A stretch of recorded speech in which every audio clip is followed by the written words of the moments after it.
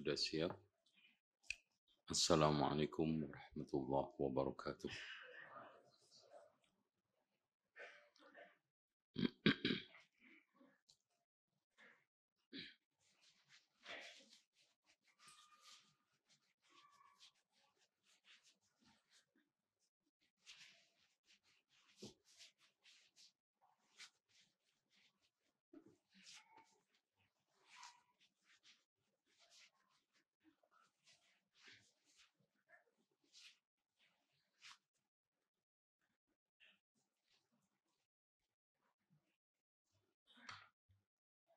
Innal hamdalillah nahmaduhu wa nasta'inuhu wa nastaghfiruhu wa nastahdiih wa na'udzu billahi min shururi anfusina wa sayyiati a'malina may yahdihillahu fala mudilla lahu wa may yudlil fala hadiya lahu أشهد أن لا إله إلا الله وحده لا شريك له وأن محمدا عبده ورسوله قال الله عز وجل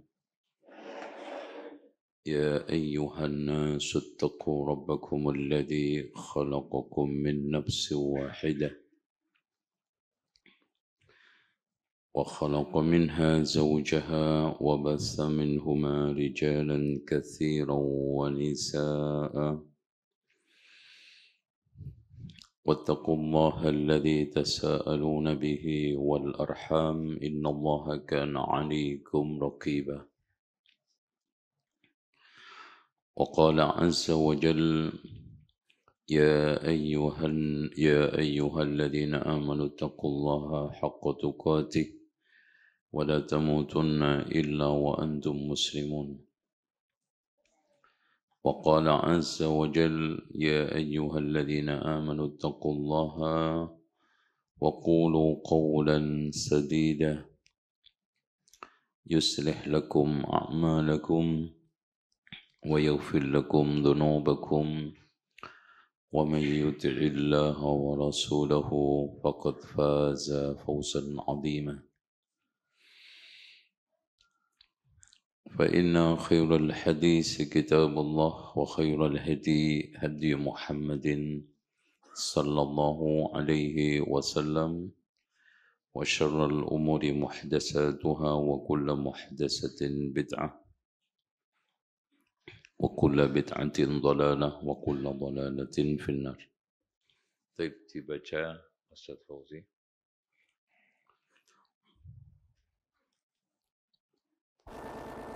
Bismillahirrahmanirrahim. Yang lainnya menyimak. Alhamdulillahirabbil alamin wa nusalli wa nusallimu ala nabiyyina Muhammadin wa ala alihi wa ashabihi ajmain amma ba'd.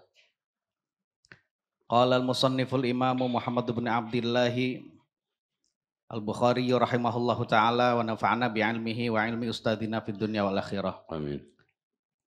Babun wa in ta'ifatani minal mu'minina qatatalu fa aslihu bainahuma fa in baghat ihdahuma 'alal ukhra faqatilul lati tabghi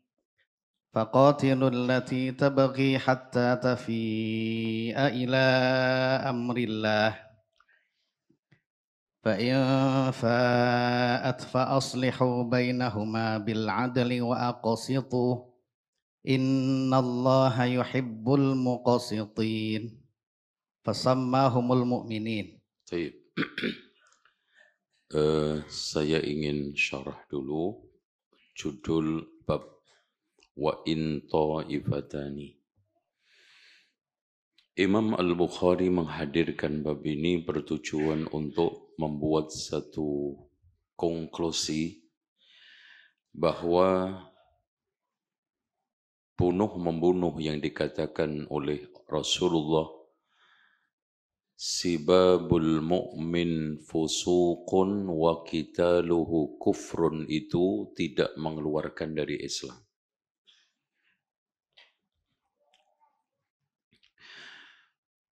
Berbeda dengan pendapatnya Khawarij dan Mu'tazilah bahwa pelaku dosa besar termasuk pembunuhan adalah mukhrij anil millah.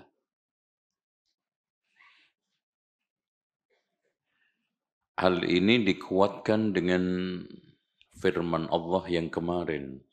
Inna Allah la yaghfiru ayyushraka bihi wa yaghfiru ma duna dzalika liman yasha. Bahkan di dalam nuskhah yang dibukukan oleh Al-Asili. Siapa Al-Asili itu? Tidak lain adalah Abu Muhammad Al-Asili yang termasuk perawi Sahih Bukhari yang mengambil dari Muhammad Ibnu Yunus Al-Farbari atau Farabri. Siapa itu? Muhammad Ibnu Yunus Al-Farabri.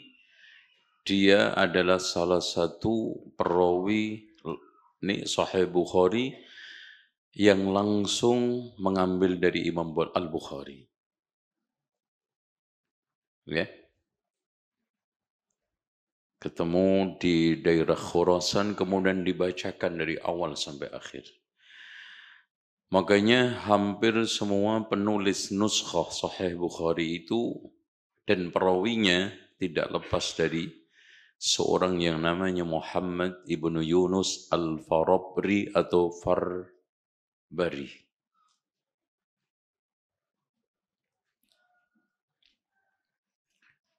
Beliau meninggal tahun 320, ya berarti satu zaman karena Imam Al-Bukhari meninggal tahun, hafalannya gampang mas, 256 gitu aja. Ya, 256, 256 Hijriah. Dan antum harus hafal, antum nenteng Imam Al-Bukhari, ini Sahih Bukhari, petentang-petenteng, ditanya tahun wafatnya, kagak ngerti. Nah, itu bahaya nanti. Ya, antum hafal. Ya. Segala sesuatu itu kalau dihafal itu beda. Nah, Imam Al-Asili, Abu Muhammad Al-Asili ini meriwayatkan dari Farabri atau Farbari itu dengan menyatukan satu ayat 2 ini menjadi satu bab. Inna Allah la yaghfiru ayyushraka bihi wa yaghfiru ma duna dzalika liman yasha dengan wa in ta'ifatani. Itu.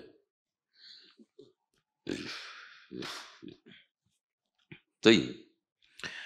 Wa in ta'ifatani minal mu'minina iqtatalu. Kenapa ini dijadikan dalil Imam Al-Bukhari bahwa orang yang membunuh itu tidak sampai pada dosa yang mengeluarkan dari Islam alias kafir, al-kufrul mukhrij 'anil millah, karena Allah memberikan nama al-mu'minin. Oke. Ikuti. Sudah ada yang mulai nggak connect? Masya Allah. Lihat mukanya dulu. Oke. InsyaAllah. Saya ulangi lagi. Siapa yang bisa mengulangi kenapa Imam Al-Bukhari menurunkan bab ini? Ayo, fadhal. Kayaknya mendingan ditonjok ini. Ustaz Munir. Ajib. Nah. Limada?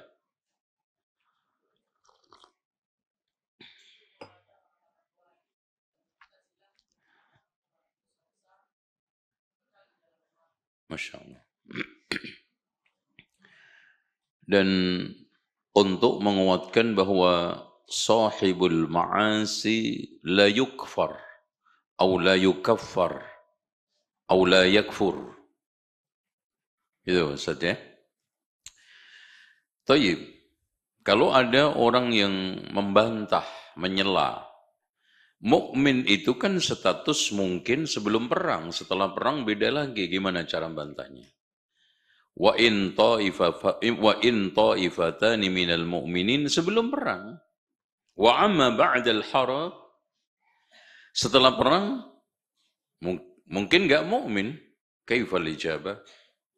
Wasa syukri. Manduk-manduk kayaknya sudah paham. Tafadhalu. Limada? Biduni mikrofon ma fi mushkilah. Baik.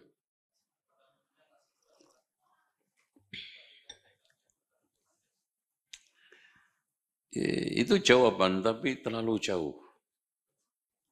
Ada yang dekat. Hah? Idan ala kafir, idan anta tu'akkidu.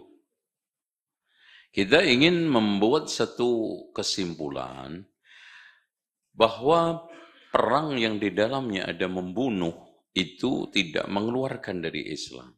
Oke? Karena Allah statuskan masih mukmin. Nah, ada orang yang membuat satu syubhat. Mukmin ini mungkin sebelum perang, ba'dal harab.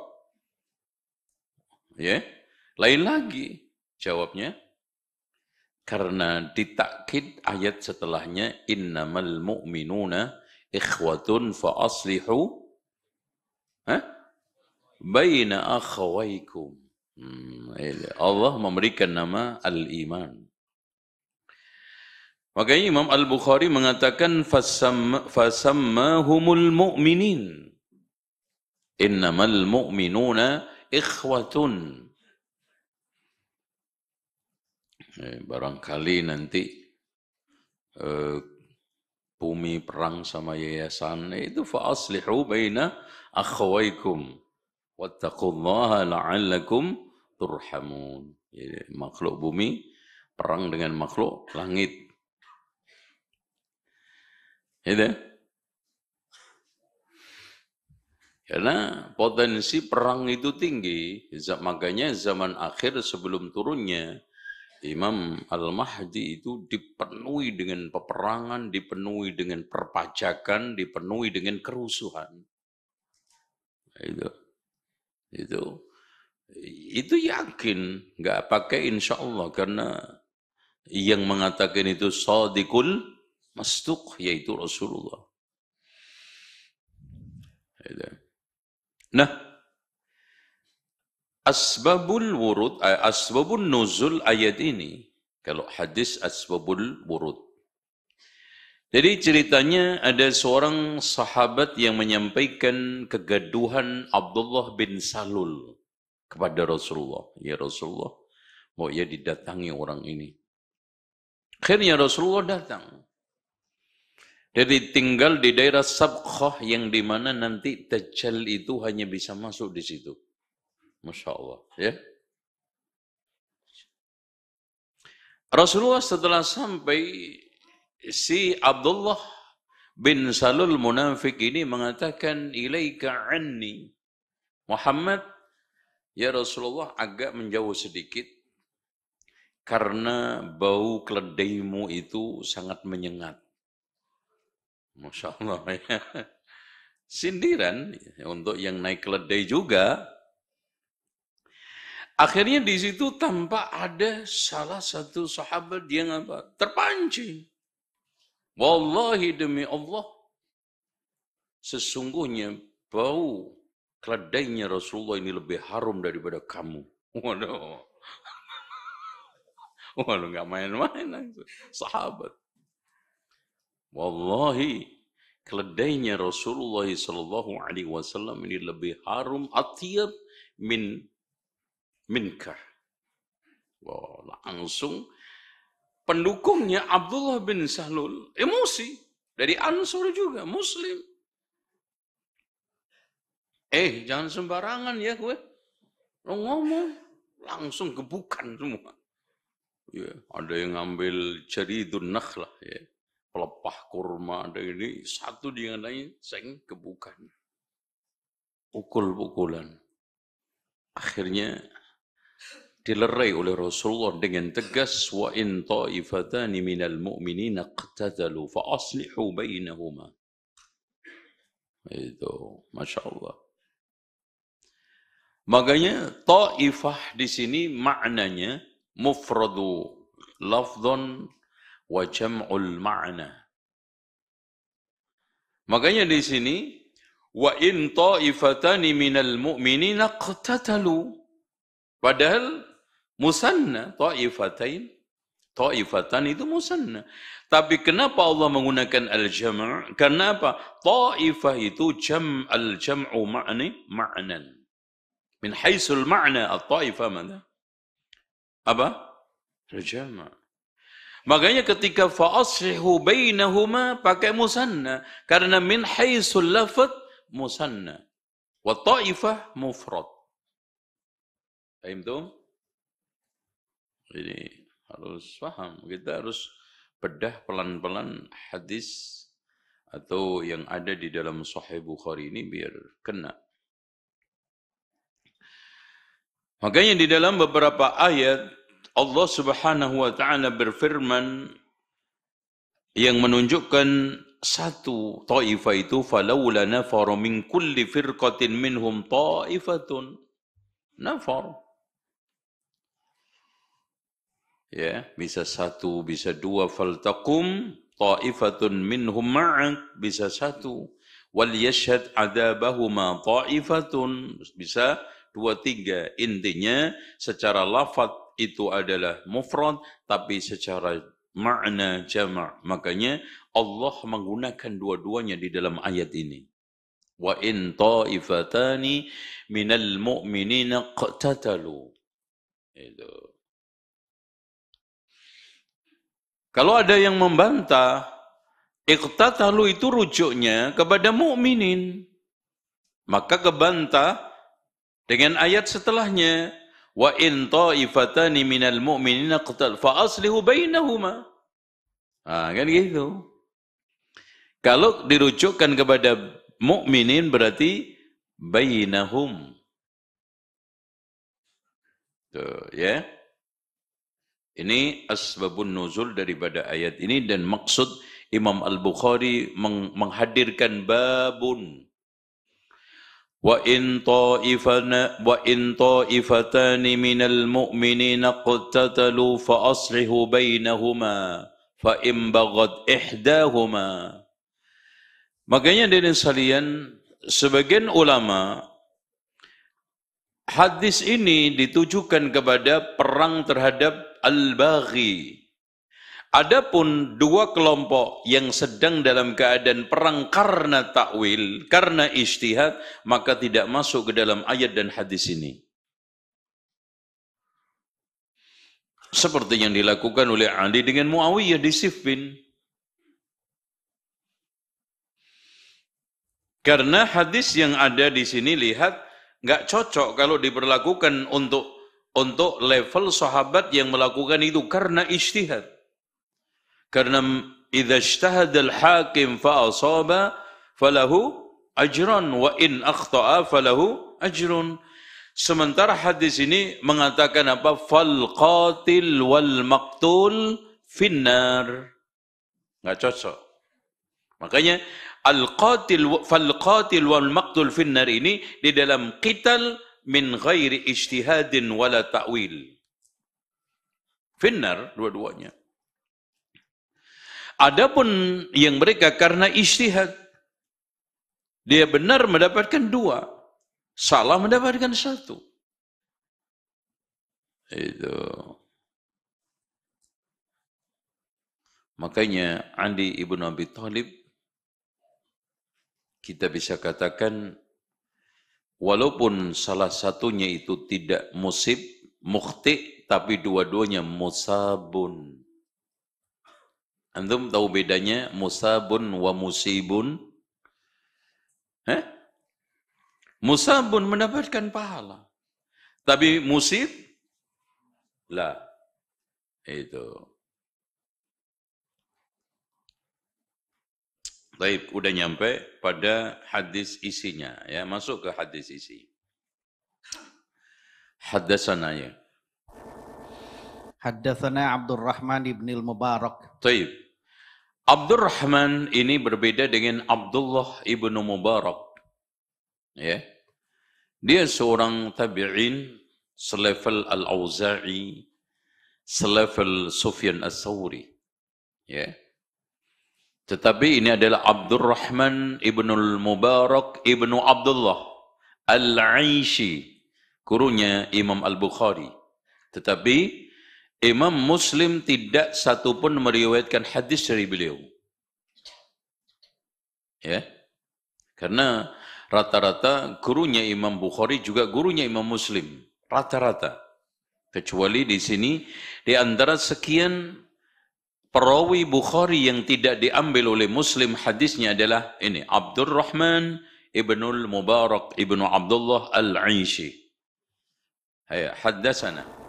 Haddatsana Hammad bin Zaid. Masya Allah. Hammad ibnu Zaid ibnu Dirham, yaitu Abu Ismail, dikatakan oleh para ulama, diantaranya Abdurrahman ibnu Mahdi. A'immatun nas fi zamanihim arba'atun. Imam, tokoh, sosok, panutan pada zaman mereka itu cuma 4. Yang pertama Sufyan Ats-Tsauri bil Kufah. Wa Malik bil Hijaz.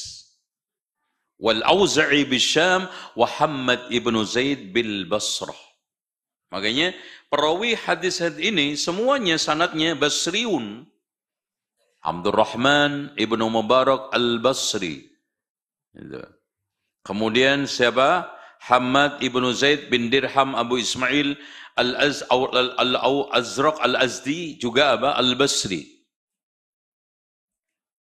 Dan ini dikatakan oleh, Masya Allah, kepakarannya, dikatakan oleh Ibnul Mubarak, ya, Abdullah ya ini, bukan Abdurrahman tadi, ini Abdullah Ibnu Mubarak. Ayyuhat talibu ilman i'ti Hammad ibnu Zaid fakhudil ilma bihilmin thumma qayyidhu biqaydin wada'il bid'ata min athari Amr ibn Ubaid. Nah, ini kita bahas nanti. Seru, siapa itu Amr bin Ubaid. Nanti ketika nyampe pada Yunus ibnu Ubaid. Ayo, lanjut. Haddatsana Ayyub wa Yunus. Ayyub di sini adalah As-Sikhtiyani. Seorang ulama ahli hadis yang masyhur, dan sudah kita sampaikan beberapa pertemuan pada hadis-hadis sebelumnya. Ayyub As-Sikhtiyani, ya, pernah dinasihati oleh Abu Qilabah, wahai Ayyub, peliharalah pasarmu, karena hidup berkecukupan itu termasuk sehat walafiat. Makanya kalau punya usaha itu dirawat. Itu, jangan lele, hilang lelenya. Jangan sekarang ini pisang ditanya, Pak, udah buah belum? Di pasar buahnya. Itu pisangnya di mana? Pohonnya di tetangga Pak sebelah. Itu namanya nggak ngerawat dagangan. Wahai Ayyub, peliharalah pasarmu. Antum harus, dan ini menunjukkan pasar itu adalah penggerak ekonomi terdepan, pionir utama. Makanya ketika Abdurrahman bin Auf datang di Madinah dalam keadaan miskin, sampai saking kasihannya salah seorang yang dipersaudarakan itu, Masya Allah, mau beri rumah, beli istri, mau diceraikan untuk supaya dikawinkan ke dia. Dia tolak semua, dia katakan apa? Dulluni ala suq, tunjukkan pasar. Itu. Pasar itu adalah penggerak ekonomi pada saat krisis. Maka untuk mengatasi, di antara sekian cara untuk mengatasi krisis adalah apa? Menggerakkan pasar. Ya, pasar rakyat, pasar apa ya pasar. Karena itu adalah ekonomi kerakyatan, ekonomi pondasi, dan ekonomi yang menumbuhkan. Beda dengan ekonomi yang kelas kakap. Itu untuk segelintir orang. Kalau ini kerakyatan. Itu dulluni ala suq. Makanya antum apapun ada di pasar. Walaupun antum ngajar, ada kegiatan di pasar. Jangan cuma beli juga. Ya, maksudnya jual. Jual apa aja dijual. Yang penting laku. Yang halal maksudnya, jangan jualan sepeda tetangga. Gitu. Masya Allah nih Pak, sepeda murah. Masya Allah bener nih murah. Padahal kalau biasanya 7 juta Pak, ini tumben 1,5 juta. Ya Pak, milik tetangga. Nah itu baru masalah. Gitu. Ini. Ayub As-Sikhtiyani. Tayyib. Ya, 6. Ya, Yunus ibnu Ubaid ibnu Dinar al-Basri. Masya Allah. Dia adalah seorang ulama yang melihat Anas bin Malik. Ketemu Al-Hasanul Basri. Nanti setelahnya kita akan kupas beliau. Dan dia adalah seorang yang tegas, tegar, ditakuti oleh semua lawan. Dan tidak ada sesuatu yang masa tegang, melainkan para ulama, umat dan bahkan ulama di belakangnya Yunus bin Ubaid. Ya. Dia punya famili namanya Amr bin Ubaid. Nah, siapa dia? Tokoh di antara sekian tokoh Mu'tazilah yang menggulirkan isu Dahriyah, bahwa alam semesta ini dahr. Itu masa, semua ini yang menghancurkan masa, perubahan masa. Pernah anaknya duduk di majelis dia. Dilaporkan oleh salah satu temannya, wahai Yunus bin Ubaid, anakmu tadi duduk di majelisnya Amr bin Ubaid. Mana dia? Langsung dipanggil. Anakku, benar kamu duduk di majelisnya Amr bin Ubaid? Iya Bapak. Wahai anakku, kamu saya larang berzina, mencuri dan minum khamr. Tapi andaikan kamu ketemu Allah nanti membawa dosa zina, minum khamr dan mencuri, itu lebih ringan di hadapanku ketimbang kamu pernah ketemu Amr bin Ubaid. Oh kan gitu. Itu. Karena syubhatnya Masya Allah. Dan ini mengikat tali pernikahan dengan Wasil bin Atha. Makanya i'tizal ini Mu'tazilah makin menggila, makin menggeliat setelah pernikahan dua tokoh sesat ini. Yaitu apa? Wasil bin Atha menikah bibiknya Amr bin Ubaid. Wah, itu makin kuat. Dan Wasil bin Atha ini muridnya Al-Hasanul Basri, nanti kita soal ya. Gitu. Yang nanti simbol Masya Allah. Inilah awal daripada kesesatan. Itu sederhana. Ketika ada seorang yang datang ke majelisnya, kita langsung aja ke Amr, ke siapa? Al-Hasanul Basri ya. Iya, Al-Hasanul Basri. Anil Hasan. Baik. Langsung aja Abu Sa'id Al-Hasan ibnu Abi Hasan Al-Basri. Dia ini adalah bapaknya itu budaknya Zaid ibnu Sabit, Masya Allah. Dan ketemu Umar bin Khattab. Diasuh, pernah ibunya pergi ke suatu hajat. Akhirnya anaknya menangis sangat kencang, yaitu Al-Hasanul Basri ini. Akhirnya terpaksa disusui oleh istrinya Rasulullah, yaitu Ummu Salamah. Dari situlah mendapatkan kefasihan di dalam berbicara. Ya. Makanya dia dikatakan oleh Ibnu Sa'ad di dalam At-Tabaqatul Kubra. Ya, antum bisa baca At-Tabaqatul Kubra karya Ibnu Sa'ad. Beliau mengatakan, "Kanal Hasanu jami'an." Al-Hasanul Basri adalah jami'an, menghimpun segala sesuatu kebaikan. Apapun kebaikan, keutamaan ada di dalam beliau. Aliman, Masya Allah. Faqihan, siqatan, ma'munan, abidan, nasikan, kathiral ilmi, fasihan, jamilan, wasima. Makanya kata para ulama, tidak ada kata-kata mutiara hikmah yang mirip dengan hadis Rasulullah dibanding kata-katanya Al-Hasanul Basri. Makanya antum maka ikhwah, banyak sekali ucapan Al-Hasanul Basri diklaim hadis.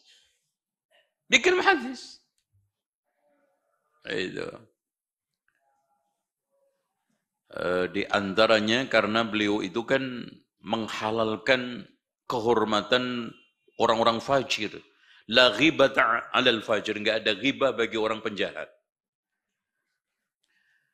Atarghabuna Ya, an kalami al-fajir. Apakah kamu nggak suka berbicara tentang al-fajir? Orang-orang jahat. Ya.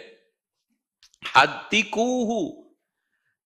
Bukalah, singkaplah seluruh keburukan mereka. Hadikuhu. Ini diklaim oleh sebagian orang hadis. Ya. Yang kemarin juga ada yang jelek-jelekan Ustaz Yazid pakai hadis ini. Itu ucapan Al-Hasan Al-Basri. Ya itu kan. Itu. Hatiku itu hadis ucapan apa? Mirip.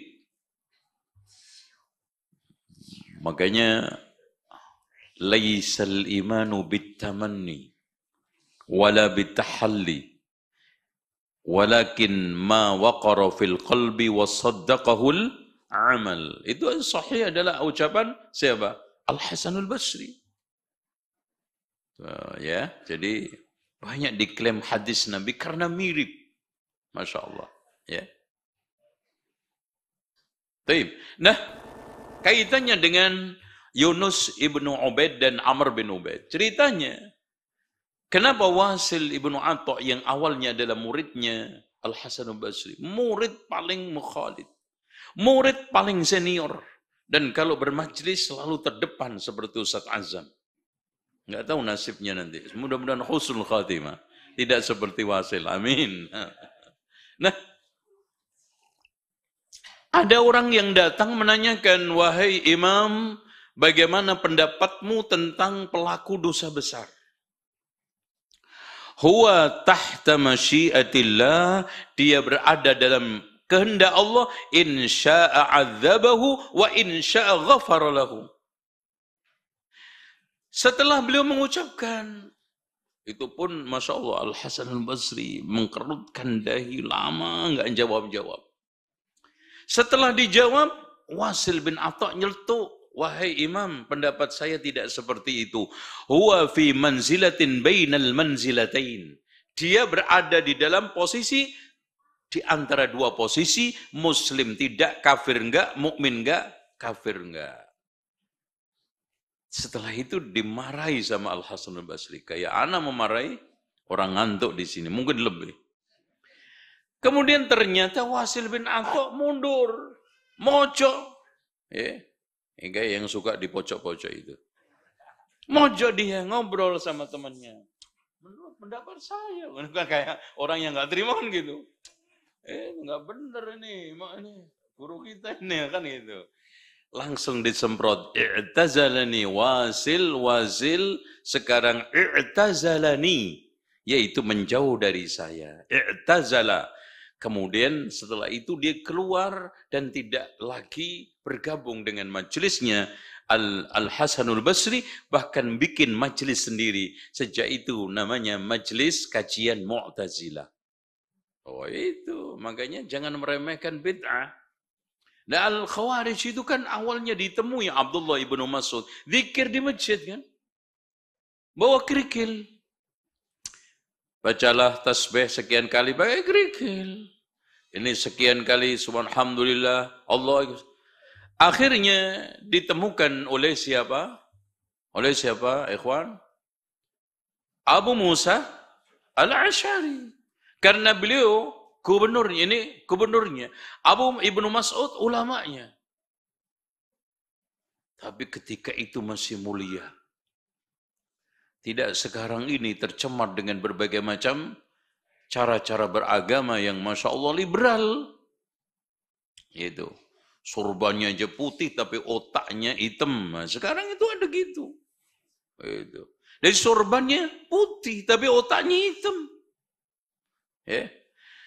Setelah Abu Musa Al-Asy'ari mendapatkan hal itu, langsung datang ke rumahnya Abdullah ibnu Mas'ud. Nah itu, gubernur itu datang ke ulama. Sekarang enggak, lurah aja enggak mau. Apalagi gubernur. Zaman sudah beda. Ditunggu sampai keluar. Enggak berani ngetok pintunya. Masya Allah. Saking wibawanya. Coba, gubernur aja enggak berani ngetok pintu.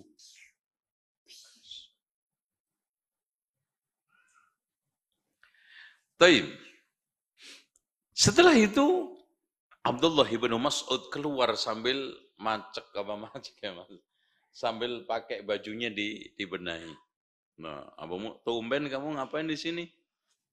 Yaitu ya Abu Abdurrahman, saya melihat sesuatu yang tampak tidak ada kesalahan tapi aneh. Apa itu? Ada sekelompok orang berzikir dengan kerikil. Sekelompok mengatakan sabbihu hamidu. Suruh dia menghitung-hitung kebaikan dia, nggak akan hilang keburukan dia. Mana itu? Di mana? Di sana wahai Abu Abdurrahman, coba tunjukkan saya. Kemudian berangkat, sebelum dekat tempatnya, maka ditutup mukanya. Ya, pakai surbannya. Ya masuk masjid. Dan Abdullah ibnu Mas'ud itu kecil orangnya. Kecil ya, siapa ini? Gitu.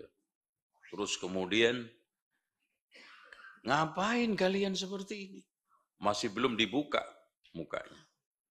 Melotot semua. Mungkin di hati mereka ini siapa orang? Usil banget kali. Setelah dibuka mukanya, maka OTT ini namanya. Operasi tangkap tangan. Langsung dia lah mengkeret, takut semuanya. Kemudian dia alasan cuma satu, ya Abu Abdurrahman, ma nuridu bihi illa khaira. Kami tidak menginginkan dengan ini kecuali kebaikan. Apa jawaban Abdullah ibnu Mas'ud? Kam min muridin lil khairi lam yablughu. Berapa banyak orang yang menginginkan kebaikan nggak nyampe seperti kalian ini. Udahlah, hitung-hitung kebaikan kalian, nggak akan hilang. Tidak akan hitung-hitunglah keburukan kalian, tidak akan hilang kebaikan kalian. Betapa cepatnya kalian berubah. Tuh bajunya Rasulullah masih utuh, perabotnya juga masih lengkap, belum pecah. Kalian sudah berubah seperti ini. Kata perawi hadis ini, yaitu Amr bin Salamah, saya temukan semua yang zikir di situ ketika didapati Abdullah ibnu Mas'ud berada bersama Khawarij pada waktu perang Nahrawan. Masya Allah. Yang akhirnya dibakar semua oleh Ali bin Abi Thalib. So bayangkan Mbak, pasukan ini berapa? 4.000 lebih. Itu yang sisa cuma 9. Dan pasukan Ali bin Abi Thalib yang terbunuh cuma 10. Ini tersisa cuma 9. Masya Allah. Oh, Masya Allah. Dan satunya lari ke Yaman, yang 2 lari ke Jazirah, yang 2 lagi lari ke Oman. Dan dikatakan oleh penulis kitab Al-Milal wan Nihal Shahrastani, sampai hari ini Khawarij tumbuh kembang di daerah-daerah itu. Masya Allah. Ya. Antum lihat aja Oman. Ya. Wallahu a'lam bishawab. Oke, lanjut. Anil Ahnaf ibn Al-Ahnaf. Al-Ahnaf ini laqab, Pak, bukan nama. Ya. Bukan nama. Ahnaf ini adalah laqab. Kunyahnya Abu Bahr ibnu Qais. Ahnaf bin Qais. Laqab karena Ahnaf itu kakinya membentuk seperti O. Masya Allah, ya. Ulama ini dikatakan muhadram karena menemui zaman Rasulullah tapi belum masuk Islam. Setelah Rasulullah wafat baru masuk Islam. Ya. Jalannya itu menggunakan telapak, tumit, ya, sebelah bagian luar. Jadi bentuk X. Bahkan lahir dalam keadaan anusnya itu tidak ada, akhirnya dioperasi. Zaman dulu sudah ada operasi. Akhirnya dibuatkan subhanallah, tapi kemuliaan dalam Islam lihat. Menjadi ulama besar yang dikagumi oleh semua orang, bahkan Muawiyah ibn Abi Sufyan sering meminta nasihat kepada beliau. Ya. Antara Ahnaf dengan Al-Hasanul Basri ini sezaman. Bahkan murid guru juga, tapi teman. Ahnaf bin Qais. Ya. Namanya adalah Dhahhak. Ya, Dhahhak namanya. Laqabnya Ahnaf dan kunyahnya Abu Bakar. Beliau, hadirin sekalian, hidup di zaman Rasulullah SAW. Dan ketemu Umar bin Khattab, Ali bin Abbas, dan mati di Kufah atau wafat di Kufah pada zaman pemerintahan Abdullah bin Zubair. Dan Masya Allah, akhirnya dia, awalnya madhabnya tidak mau ikut perang. Awalnya madhabnya mengikuti madhab Abdullah bin Umar yang uzlah. Tapi akhirnya dia menarik dan tidak mengikuti madhabnya Abu Bakar, dan akhirnya mendukung Ali pada setiap peperangan setelah itu. Nah, tuh, ro'annya sekarang Abu Bakar. Anil Ahnaf bin Qais qal, "Dhahabtu li ansura hadzal rajul, falaqiyani Abu Bakar." Taib. Zahabtu, saya pergi. Jadi kepapasan Abu Bakar ceritanya, seorang sahabat. Bakrah ini namanya Nufai. Kunyahnya Abu Bakar. Nama aslinya adalah Nufai'un. Nufai ibnu Masruh Maula Al-Haris ibnu Kildah. Ibnu Kildah ini tabibu Rasulullah sallallahu alaihi wasallam. Ya. Nah, ketemu Abu Bakar, ditanya, "Wahai Ahnaf, kamu mau ke mana?" Meskipun dia dalam keadaan tidak sempurna badannya, ikhwah, tapi subhanallah, perang selalu di depan. Enggak pernah absen sama Ali bin Abi Thalib. Dan selalu menang peperangannya. Termasuk mengikuti perang Nahrawan tadi itu. Ahnaf bin Qais ditanya, "Wahai Ahnaf, kamu mau kemana?" "Li'ansura hadzal rajul." Saya ingin membela ini orang, yaitu siapa? Ali bin Abi Thalib. Di mana? Pada waktu perang Jamal. Masya Allah. Ini subhanallah ya. Jadi ceritanya kepapasan, dia sudah angkat senjata, siap. Itu makanya dulu itu orangnya itu jantan bener, orangnya itu patriot bener, dan nggak ada istilah basa-basi karena kehidupan perang itu menempa, Pak. Itu beda dengan orang yang nggak pernah perang, itu basa-basinya terlalu kental, sehingga penyakit nifak itu mengitari orang tersebut.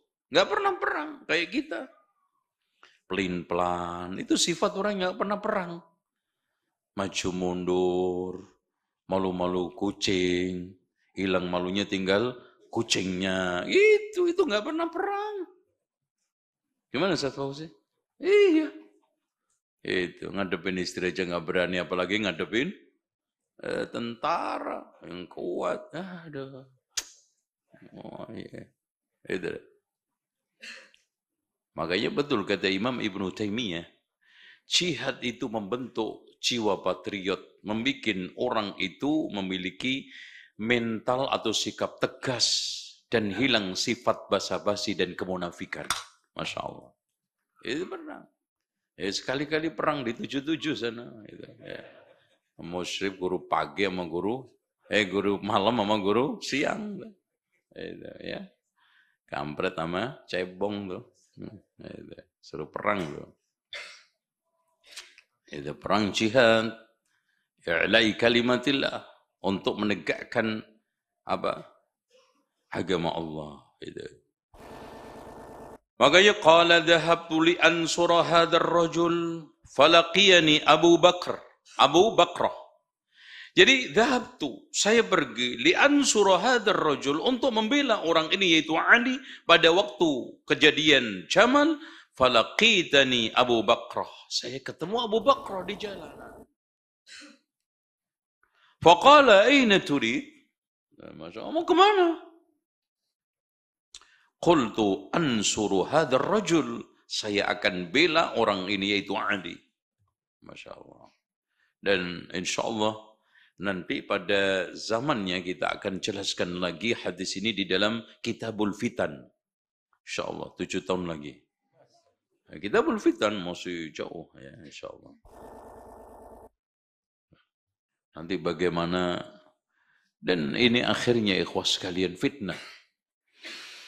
Makanya di sini kita tidak bisa lagi mempersoalkan, apalagi mempersalahkan, karena dua-duanya yang terlibat pada kasus Jamal itu apa?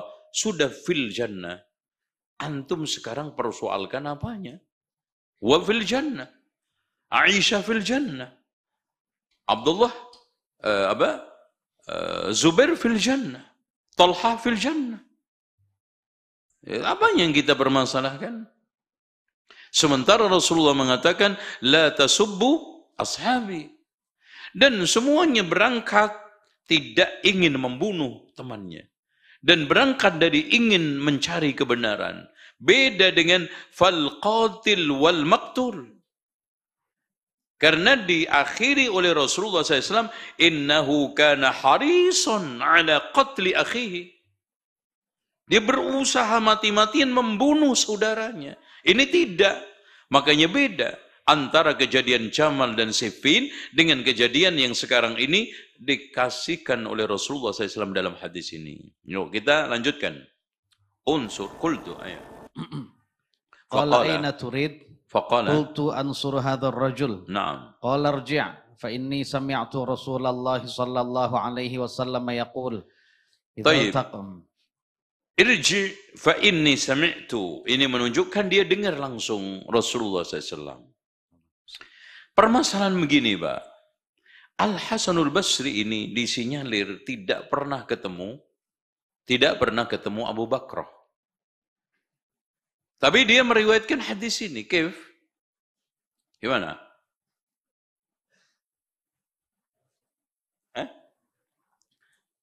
Iya, di dalam satu riwayat disebutkan bahwa Al-Hasanul Basri mengatakan Anil Hasanil Basri sami'tu Abu Bakrah. Anil Hasan di dalam inna bni hadha sayyidun min ini sayyid al-jannah. Min sayyid ini syababi ahli jannah. Al-Hasanul Husain. Al-Hasan wal Husain. Itu disebutkan an Hasan an Abi Bakrah.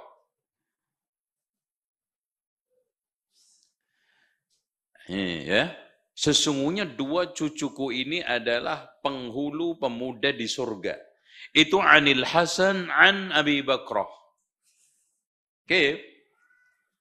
Ternyata setelah dibedah oleh para ulama ahli sanad, yang dimaksudkan di sini bukan Al-Hasan Al-Basri, tapi Al-Hasan Ibnu Ali. Nah itu, makanya membedah sanad itu penting. Jadi kiranya ini ada pertentangan. Dan gini Pak, Al-Hasanul Basri itu dikatakan, subhanallah, kalau tidak nyambung itu, enggak.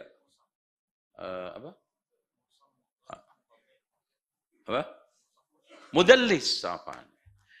Mudallis. Makanya perawi mudallis itu akan dilemahkan riwayatnya bila dia tidak membuktikan as-sima' wal an'ana. Nah, makanya itu khawatirnya. Kalau ini Al-Hasan, padahal Al-Hasan nggak pernah ketemu Abu Bakrah, makanya hadisnya adalah dhaif karena Al-Hasanul Basri itu mudallis. Ternyata itu bukan Al-Hasanul Basri, tapi Al-Hasan Ibnu Ali. Nah di sini perantaranya Anil Hasan an Ahnaf. Karena Ahnaf ketemu. Bahkan falaqiyani Abu Bakrah. Itu ya. Ini harus cermat supaya kita tidak melemahkan hadis Sahih Bukhari. Karena orang kadang-kadang latah. Mana mungkin Al-Hasan ketemu Abu Bakrah? Nggak pernah ketemu. Bagaimana dia bisa diterima riwayatnya? Sesungguhnya cucuku ini dua adalah Sayyid Syababi Ahli Jannah. Ternyata itu Al-Hasan Ibnu Ali an Abi Bakrah. Itu ya. Dan Al-Hasanul Basri ini Pak bergabung ke Basra itu umur 14 tahun. Ya, 14 tahun. Ya, di sana dia sudah mulai tahu kesyamuknya fitnah. Bagaimana Hajjaj ibnu Yusuf berulah. Bahkan subhanallah, tidak ada satu ulama pun yang berani lebih daripada Al-Hasanul Basri. Ya. Pernah dipanggil, waktu pemanggilannya itu lupa. Al-Hasanul Basri datang, dia berdoa, ya Allah, selamatkanlah aku dari kejahatan dia. Doa itu dikabulkan Allah. Lupa tanggal janjinya dia. Kenapa kamu nggak ngingetin saya? Nah, sudah diingetin. Masya Allah. Itu kalau enggak udah disembelih dia. Di antara yang sudah disembelih siapa? Sa'id bin Jubair. Yang habis itu dia berdoa. Karena doanya itu makbul. Dikabulkan oleh Allah. Ya Allah, jangan ada lagi darah setelahku disembelih oleh Hajjaj. Caranya Allah memiliki cara sendiri. Dikabulkan doa itu. Makanya antum jangan menganggap mustahil usaha doa antum. Sebagaimana Sa'id bin Jubair tidak pernah memustahilkan usaha doa dia di tengah kejahatan dan sadisnya Hajjaj bin Yusuf. Caranya dibikin oleh Allah, tiap hari malam Hajjaj bin Yusuf nggak bisa tidur. Selalu tidur sedikit, datang itu Sa'id bin Jubair. Dan bahkan datangnya itu dia dalam keadaan melek, kayak di tempat tidurnya, sambil nepuk kakinya di bawah. Hajjaj, gimana kamu nanti urusan dengan darah saya di akhirat? Melek lagi dia. Itu sampai mati, Pak. Masya Allah. Sampai mati. Hajjaj, gimana nanti pertanggungjawabanmu terhadap darah saya? Allahu Akbar. Coba antum dibikin begitu, nggak bisa tidur, kualat nama saya gimana? Umpamanya. Udah dilarang rokok, masih ngerokok. Nah itu. Udah. Itu. Udah, pokoknya nanti kalau masih ngerokok, gue sembelih kayak Hajjaj bin Yusuf. Idzal taqal muslimani, ya, irji fa inni sami'tu Rasulullah. Ayo lanjut Ustaz. Yaqul idzal taqal muslimani bisayfayhima falqatil wal maqtul finnar. Ini menunjukkan bahwa membunuh itu tidak menyebabkan orang itu keluar dari Islam. Karena Rasulullah masih memberikan nama idzal taqal muslimani bisayfihima. Fal qatil yang membunuh wal maqtul finnar. Ditekankan oleh para ulama min ghairi ijtihadin wala ta'wil as-sa'igh. Tanpa adanya unsur ijtihad sama takwil yang membolehkan dia itu berperang. Kalau ada unsur itu tidak masuk ke dalam hadis al-qatil wal maqtul finnar. Lanjut Ustaz. Faqultu ya Rasulullah hadzal qatil fama balul maqtul. Ini merupakan satu lafaz yang mubtada, khabarnya itu muqaddar. Yang dimana ya Rasulullah hadzal qatilu mubtada, aina al-khabar? Makhdhuf muqaddar wa huwa madha yastahiqqu an-nar. Hadzal qatil yastahiqqu an-nar. Fama balul maqtul la yastahiqqu an-nar?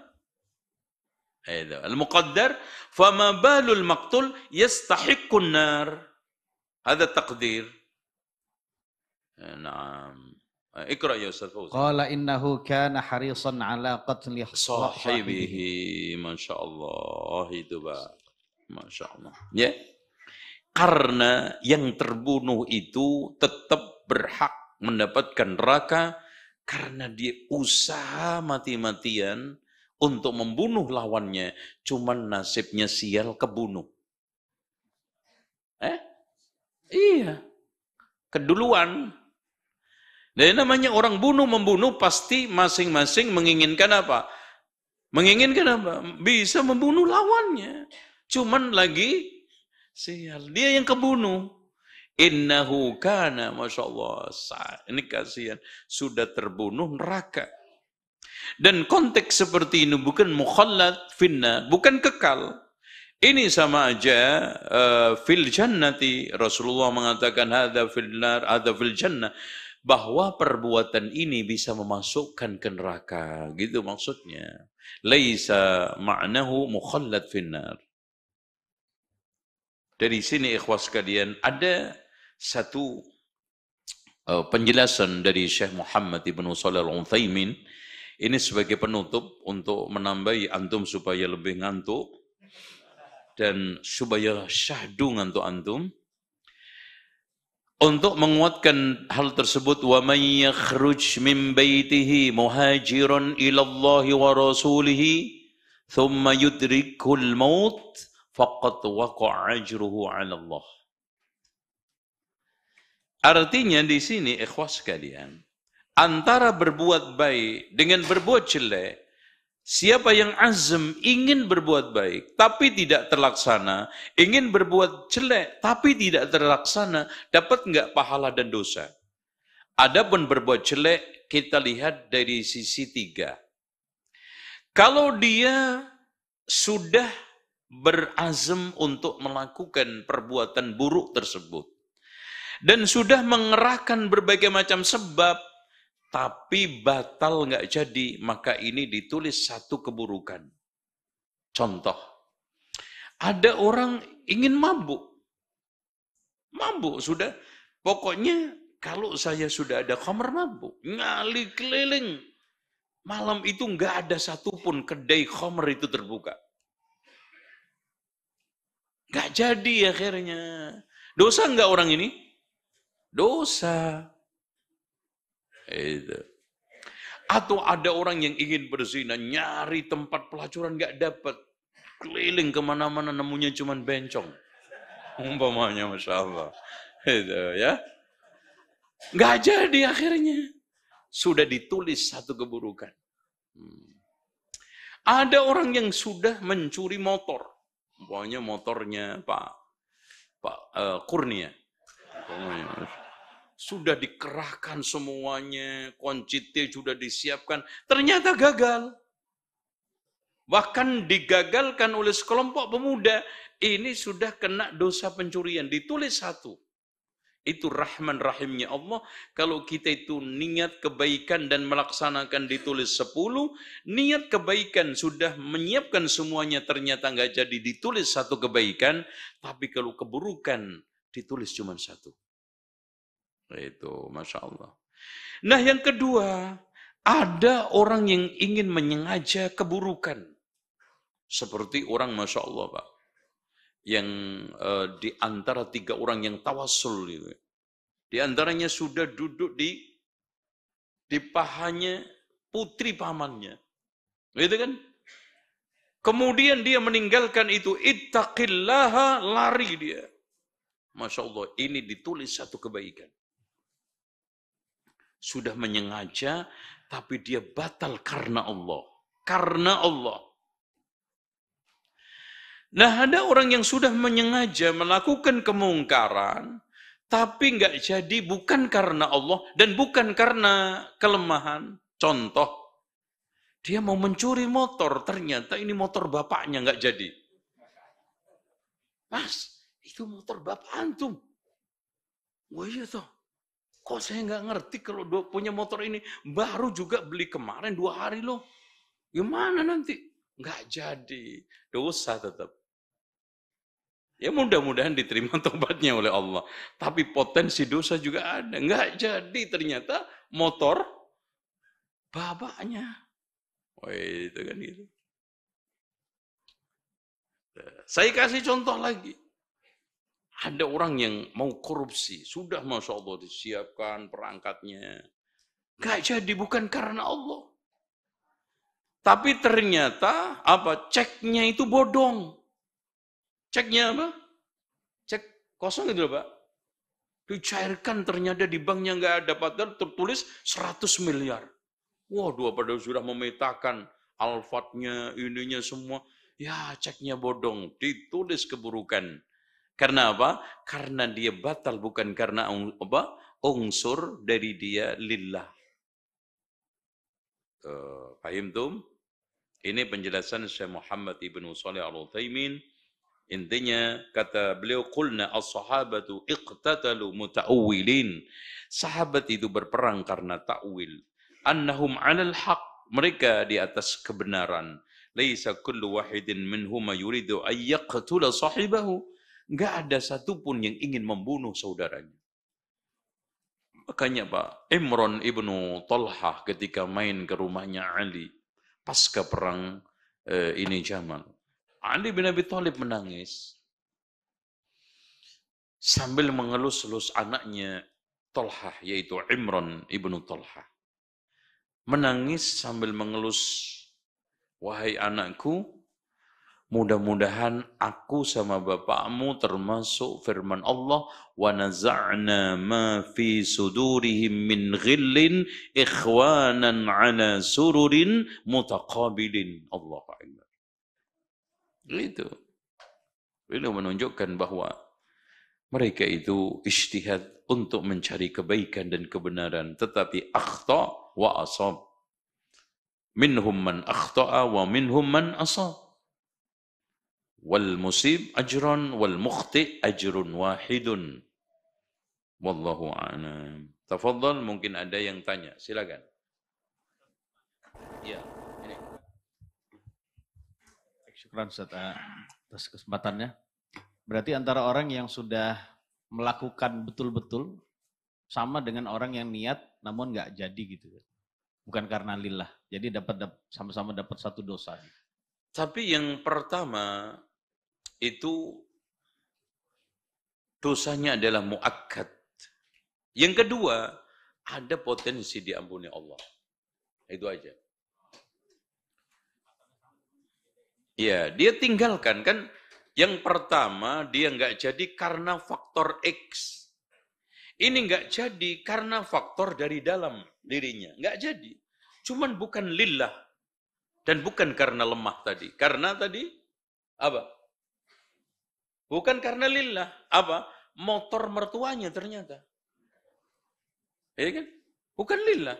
Dan juga bukan lemah. Saya bisa mencuri. Udah saya siapkan kunci X. Dan bahkan sudah jalan. Udah digenjot. Mas, ini motor mertua ente. Oh iya toh. Masuk nggak jadi. Itu. Nah, ini mudah-mudahan yughfar lahu. Itu. Tapi kalau yang tadi dia tidak meninggalkan karena Allah dan juga karena adanya suatu faktor X tadi yang lemah. Itu kutibat sayyi'atun kamilatun wahidatun ya. Contoh, ada orang yang sekarang ini batal korupsi tadi. Ternyata ceknya bodong. Itu kan itu. Itu ajis, nggak bisa apa mencairkan.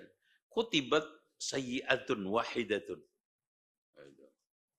Fadhal, yang lain. Ya, silakan. Ya. Masuk banyak yang bertanya nih, Masya Allah, bagus ini. Nantikan jam 2:30. Iya, berapa? Iya, maksudnya 2:30 ada waktu kan? Silakan. Baik, terima kasih Ustadz. Saya lebih menyoroti kepada ayatnya Ustadz. Ini apakah ada perbedaan antara al-qist dengan al-adil Ustadz? Apa itu? Al-qist dengan adil Ustadz. Apakah ada perbedaan secara spesifik Ustadz? Syukran Ustadz.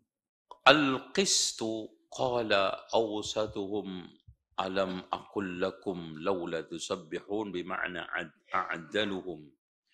Al-qistun juga maknanya muradif daripada al-adl. Makanya syahidallahu annahu la ilaha illa huwa wal malaikatu wa ulul ilmi qa'iman bil qisti. Semua para ulama memberikan satu tafsir bil adli. Jadi al-adlu wal qistu wal insaf itu kalimat mutaratifah. Satu dengan yang lainnya mengungkapkan satu makna. Tapi kalau kita mencoba untuk beda-bedakan, al-qistu itu biasanya di dalam masalah urusan-urusan hissi, kalau al-adlu itu biasanya dalam urusan-urusan yang ma'nawi. Qistun wa adlun. Wallahu a'lam bishawab. Ada lagi? Ya. Ini dulu, yang dekat-dekat mic dulu. Nah.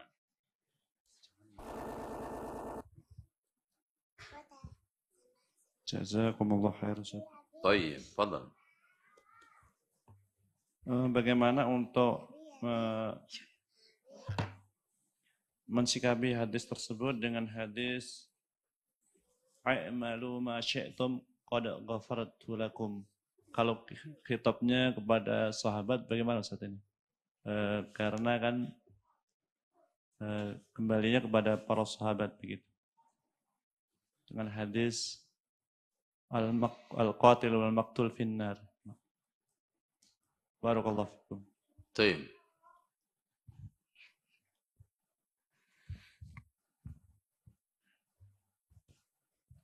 Baik.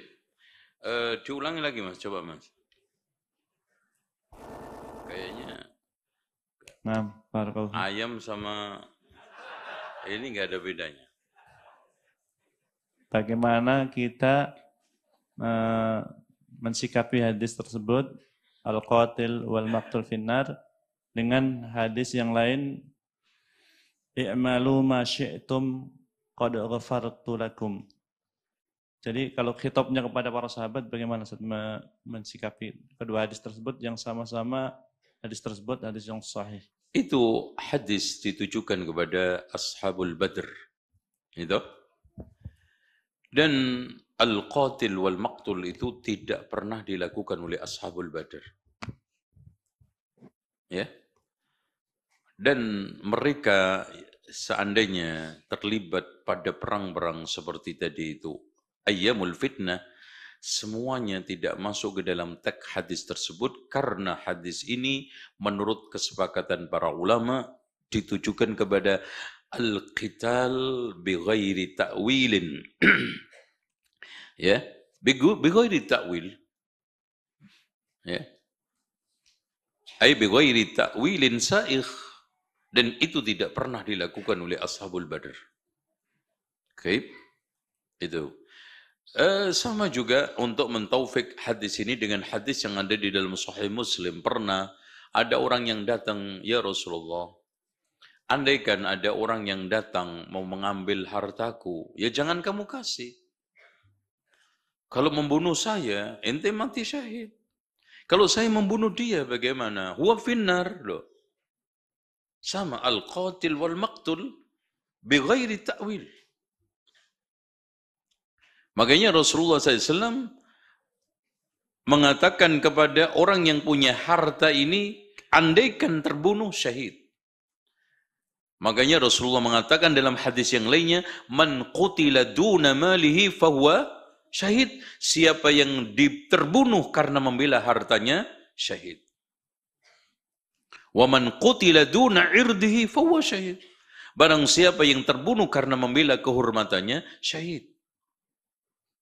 Karena hak bita'wil, tapi bighairi ta'wil, fal qatil yastahiqqun nar wal maqtul kadzalika finnar kilahuma.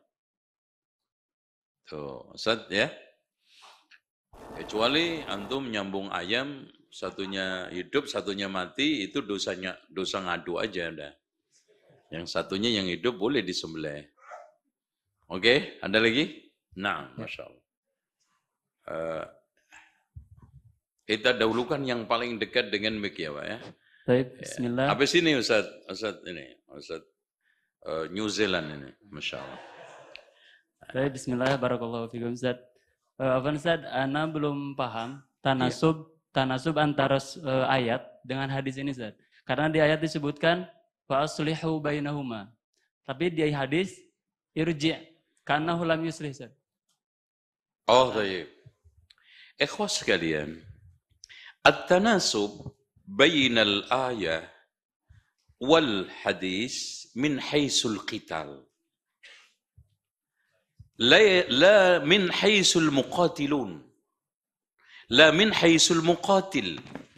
Dipandang dari sisi perbuatan pembunuhan, bukan yang membunuh.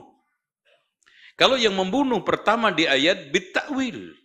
Di dalam hadis bighairi ta'wil, tapi pembunuhan yang terjadi bit-ta'wil wa ghairi ta'wil, dua-duanya la yukaffar sahibuha. Alaysa kadzalik? Itu ya. Itu iltiqa atau ketemunya di terjemah. Munasabah Ya, al-munasabah bainal ayah wal hadis, bahwa di sini dipandang dari sisi sama-sama bitakwil dan ghairi takwil itu ada pembunuhan, iya enggak? Semua peperangan pasti ada pembunuhan, tapi pembunuhan tidak harus melalui peperangan. Makanya perang itu tidak harus membunuh. Contoh, kalau ada orang lewat di depan sholat kita, gimana Rasulullah mengatakan, fal yaqtulhu au fal yuqatilhu. Fal yuqatil, bukan fal yaqtul. Kalau ada orang lewat di depan antum, hendaknya dibunuh. Enggak, fal yuqatilhu. So, itu menunjukkan perbedaan antara al-muqatalah dengan al-qital. Dengan al-qatl, maaf. Dengan demikian, al-munasabah bainal ayah wal hadis dipandang dari sikap pembunuhan itu la yukhrij al-ma'siyah la tukhrij anil Islam. Ya? Oke. Ada lagi Ustaz New Zealand? Masya Allah. Saya kenal beliau ini dulu ketika ke Australia. Masya Allah. Tapi masih imut-imut dulu. Sekarang udah amit-amit. Masya Allah. Ya. Bismillah, izin bertanya Ustaz. Ya, silakan. Mungkin minta tolong penjelasan dari Ustaz ataupun juga mungkin ya tambahan tentang nasibnya anak Nabi Adam alaihissalam, Qabil yang membunuh saudaranya. Apakah dia tetap dikategorikan sebagai seorang yang beriman dalam pelaku dosa besar atau keluar dari ajaran Islam? Seperti itu Ustaz. Udah cukup? Ustaz, cukup Ustaz. Dia Muslim.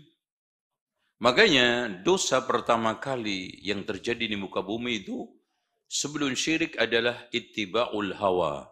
Mengikuti hawa nafsu. Ya. Makanya siapapun yang membunuh, maka anak Adam pertama itu mendapatkan dosanya li'annahu awwala man sannal qatla. Dia orang yang pertama kali membuat sunnah pembunuhan. Tuh, hati-hati antum membuat sunnah. Maksudnya mengada-ada sesuatu yang ditiru orang.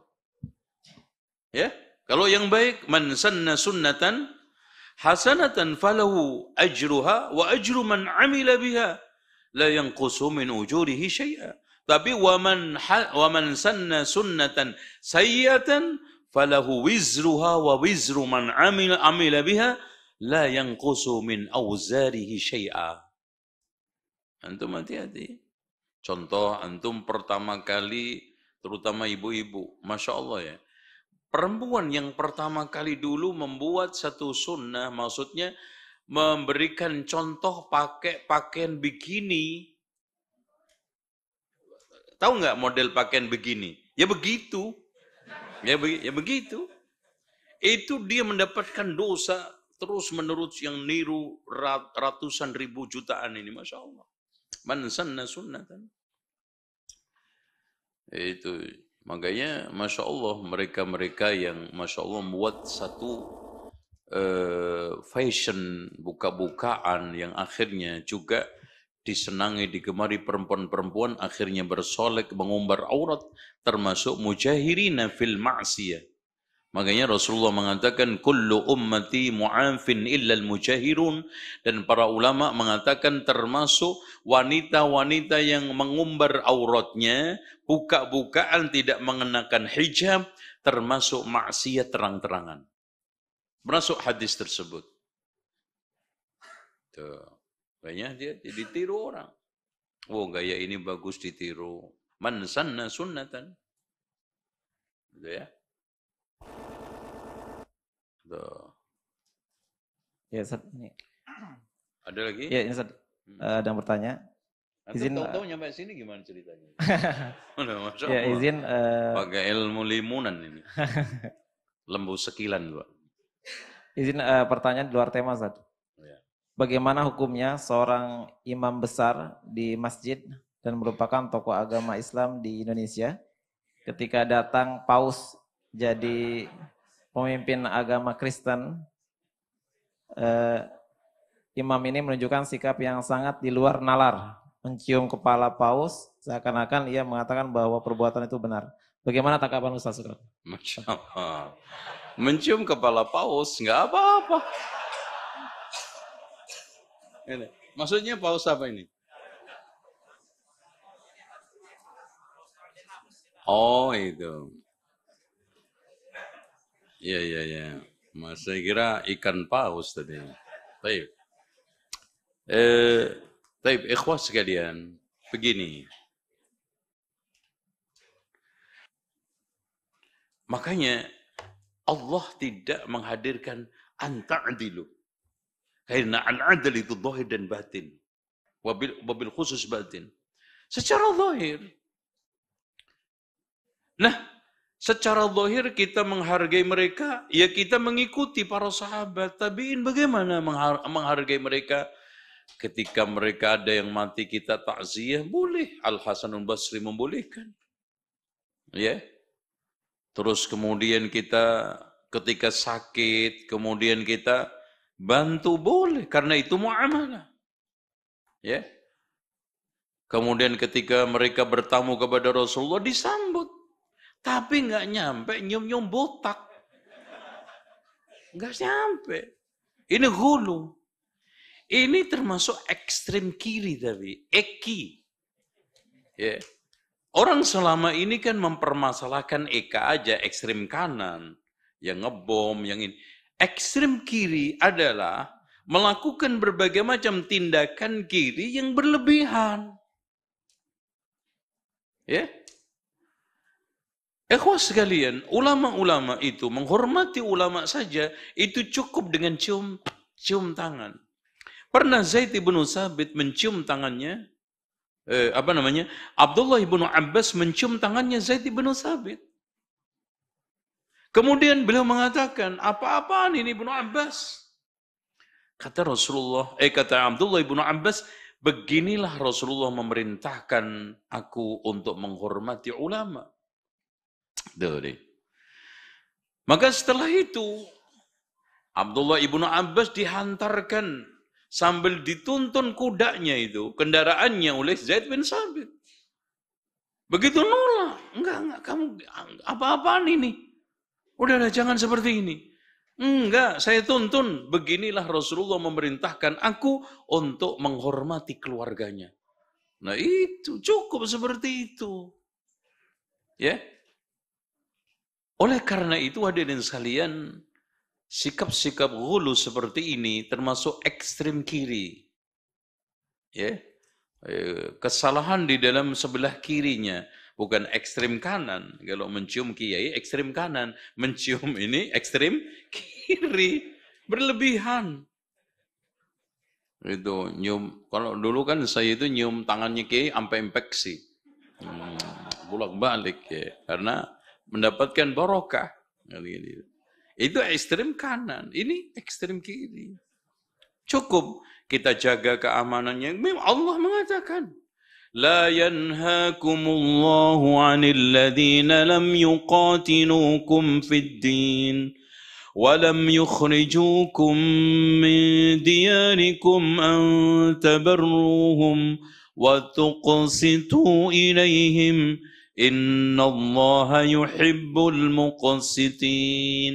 Kata Imam Al-Qarafi di dalam Al-Furuq, ketika mereka wafat kita takziahi.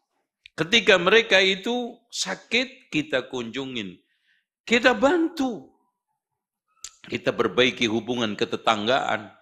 Abdullah bin Amr bin As itu, Pak, kalau sekarang masa menyembelih itu selalu berpesan kepada budak-budaknya. Dulu kan Yahudi-Yahudi yang kanan kiri kita. Itu wa tuqsitu ilaihim. Ya. Dia datang, kita persilahkan. Kita jaga keamanan, kita berikan hak safar dia, kita berikan hak hidup dia, kita berikan hak perjalanan kemanapun, tidak ada yang boleh yang ganggu. Tetapi kalau sampai seperti itu namanya ekstrem kiri.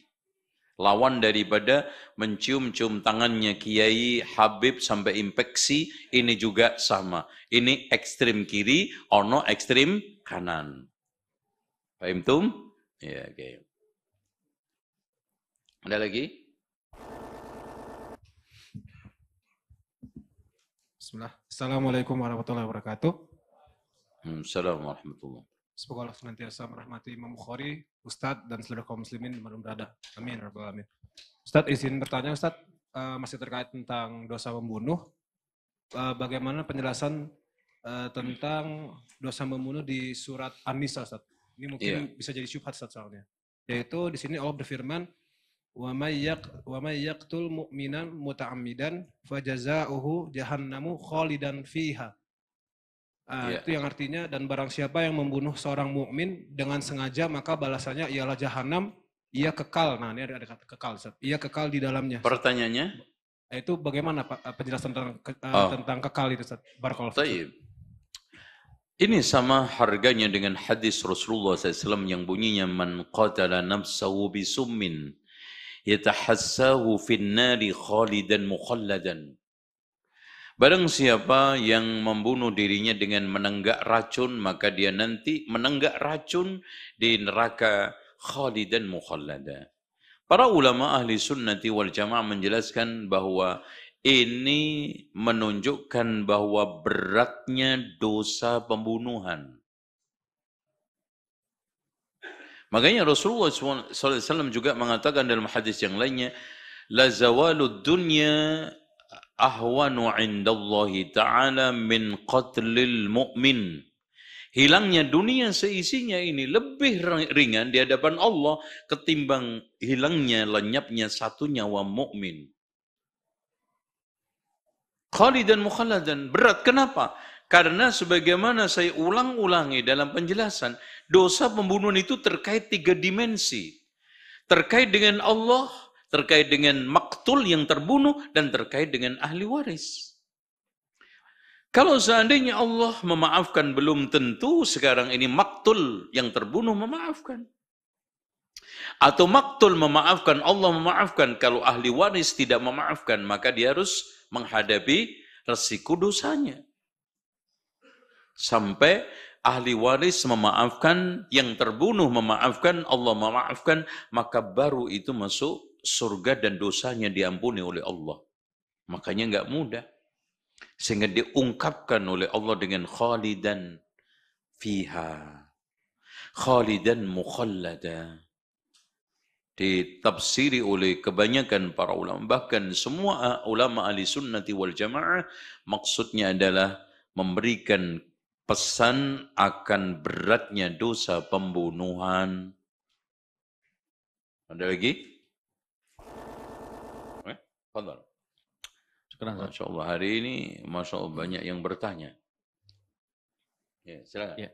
Dari larangan Abu Bakrah kepada Ahnaf yang jangan ikut Ali saat berperang, seakan-akan Abu Bakrah itu menilai Ali itu berperang keliru, Ustaz. Menurut Ustaz gimana? Jadi ya bisa memang diancam ini, neraka gitu, Mas. Ya terus, udah cukup. Memang betul Pak, sikap para sahabat tentang masalah Ayyamul Jamal dan Ayyamus Siffin itu berbeda pendapat. Kelompok yang memilih uzlah seperti Abu Bakrah. Dan kemudian Ahnaf pada akhirnya Ahnaf rujuk. Tidak mau mengikuti pendapatnya Abu Bakrah.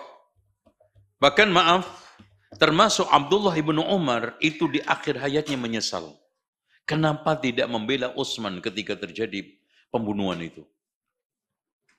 Dan tidak bersama Ali bin Abi Thalib. Dan bahkan Pak, ketika mendengarkan terbunuhnya Utsman, hampir semua sahabat menyesal. Kenapa kami tidak menjaga dia? Karena awalnya itu hal yang tidak terbersit di pikiran mereka. Sampai akhirnya membunuh Khalifah Amirul Mukminin, orang yang dijamin surga. Makanya sebelum dia itu membunuh, diceramai oleh Utsman bin Affan, dan ceramahnya direkam lengkap oleh Imam At-Tabari di dalam Tarikh Al-Muluk wal Umam. Masya Allah, antum baca. Di antaranya, wahai saudara-saudaraku, kalau kalian membunuh aku, maka itu termasuk kalian menguncurkan dosa tanpa hak yang tidak dihalalkan oleh Allah dan Rasul-Nya. Wahai kaum, wahai saudaraku, kalau kalian membunuh saya, kalian tidak akan bisa sholat Jum'ah dan jamaah satu masjid lagi. Masya Allah, pecah. Dan wahai kaumku, wahai saudaraku, kalau kalian membunuh saya, kalian tidak akan berperang mendapatkan ghanimah lagi. Dan betul yang diceramai ini nggak pernah dapat ghanimah, karena perang saudara terus. Dan wahai saudaraku, saya adalah termasuk sahabat Rasulullah yang dijamin masuk surga. Bukan untuk izzah, untuk sombong, tidak. Untuk mengingatkan mereka. Kalian mengucurkan darah seorang yang telah dijamin oleh Allah surga. Dan kisosnya pasti berat. Dan subhanallah, semua pembunuh Utsman itu mati terkisos. Bahkan ada di antara mereka itu kisosnya persis seperti apa yang dia lakukan. Siapa? Yang melarang Utsman ibnu Affan kasih minum. Jadi cegah, nggak boleh dikasih minum beberapa hari. Subhanallah ikhwan, dia tidak dikasih minum ketika ditangkap dimasukin kerangkeng. Sejumlah Utsman ibnu Affan tidak dikasih minum harinya. Persis. Itu orang yang membunuhnya. Dimasukin kerangkeng setelah kalah perang. Tidak dikasih minum sejumlah Utsman ibnu Affan. Karena pesan. Bagaimana kalian istrinya Nailah yang begitu setia, yang menceritakan panjang lebar kematian wafatnya Utsman. Walaupun dia masih ahlul kitab. Tapi Masya Allah setia Nailah. Dan masih Nasara dia. Yang menghalangi pedang itu menembus Utsman, akhirnya kebabat empat-empatnya itu. Dia mengatakan bahwa Utsman ibnu Affan ketika terbunuh tersebut membaca, bagaimana kamu membunuh orang yang setiap hari saya lihat menghatamkan Al-Quran dalam satu rakaat. Bagaimana kamu sekarang ini membunuh, menghalangi air dari orang yang telah mengairi kaum muslimin ketika zaman paceklik. Masya Allah. Membeli sumur Yahudi. Yang itu harganya tidak masuk akal. Dijual 12.000. Padahal Utsman ketika itu membangun Masjid Nabawi aja hanya memakan dana 8.000, Pak. Sumur itu dibeli 12.000. Bagaimana kamu menghalangi air dari orang yang mengairi kaum muslimin? Di zaman mereka itu paceklik. Wallahi demi Allah, kalian tidak akan selamat selamanya. Dan kalian tidak akan pernah bersatu selamanya. Udah pecah. Dan dia tidak pernah sholat bersama kaum muslimin. Dan akhirnya khuruj, keluar dari barisan kaum muslimin. Allahu Akbar. Ini siapa? Utsman ibnu Affan radhiyallahu anhu. Dan sebelum, kan beliau itu punya tradisi tidur dulu. Iya. Tidur dulu, terus kemudian bangun. Dan rata-rata sholat kemudian mengakhiri sholatnya dengan membaca satu Al-Quran di dalam sholat witirnya. Rakaat terakhir. Kemudian beliau cerita kepada Nailah istrinya tadi. Aku tadi malam mimpi ketemu Rasulullah. Ini. Wahai Utsman, kamu besok berhari raya bersama saya. Masya Allah. Jadi mati terbunuh, besoknya berhari raya bersama Rasulullah. Ya, disebutkan di dalam Dalailun Nubuwah karya Imam Al-Mustaghfiri, beliau mengatakan, wahai Utsman, besok kamu sholat hari raya Idul Adha bersama saya. Sallallahu alaihi wasallam. Itulah orang yang tegar, yang dijamin oleh Allah masuk surga.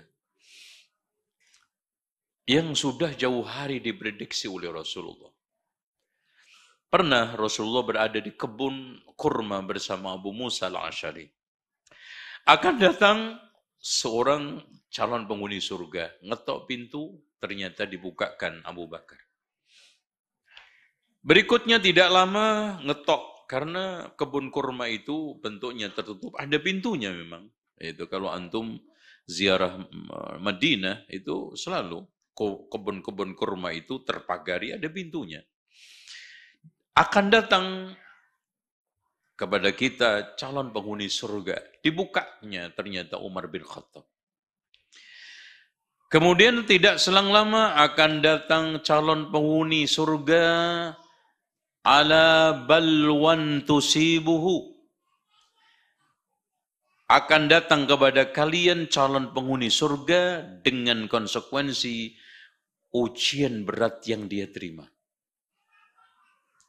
Masya Allah, Pak. Ya.